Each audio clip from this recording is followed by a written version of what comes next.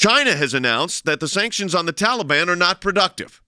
It's also been shown that they are mining in Afghanistan and are talking about an investment from the Chinese government, of $1 trillion. Now, let me say that again. The Chinese government is willing to invest $1 trillion into Afghanistan now and are calling sanctions on the Taliban wrong.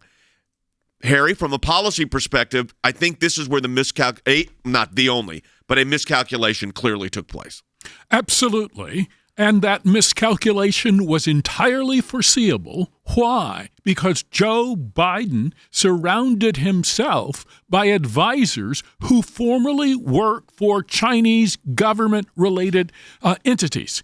And so at the end of the day, Biden's incompetence is on full display for the entire world. So here you have Joe Biden. He reverses virtually every Trump-era policy, from the border to abortion. But then he wants to give President Trump the blame for his own misconduct with respect to Afghanistan. And I think one of the key issues here is why give up Bagram, not simply because of the security importance of the Bagram airport, but because by doing so, the Afghanis did what? They released 5,000 terrorists into the Afghanistan economy.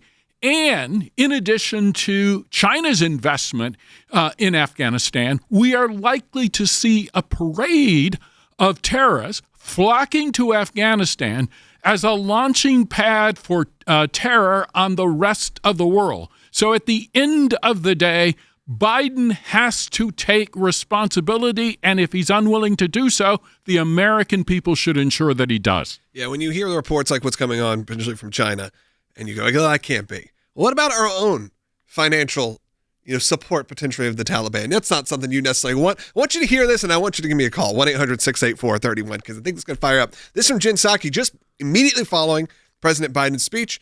She did a press conference because he could only answer 2 or 3 questions, and she came out, made some statements, and here's why she thinks we have leverage with the Taliban right now. This is Jen Psaki, Bite 70.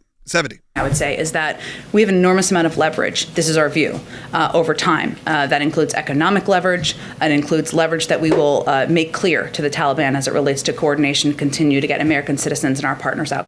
Economic leverage with the Taliban. What does that tell you? Yeah, here's the thing. The president has already said, come hell or high water, Tuesday next week, we're out of there. Yeah. And when was asked about it, and Jen Psaki was asked about it too, what about the Americans who will be stranded there? And there will be Americans left behind. That was their answer. Well, we have economic leverage. We can go in after all our troops are gone, and we can talk the Taliban into giving us these people because of economic leverage. Yeah. First, that's a very weak plan. And secondly, with $1 trillion from the Chinese, they don't care about our economic leverage.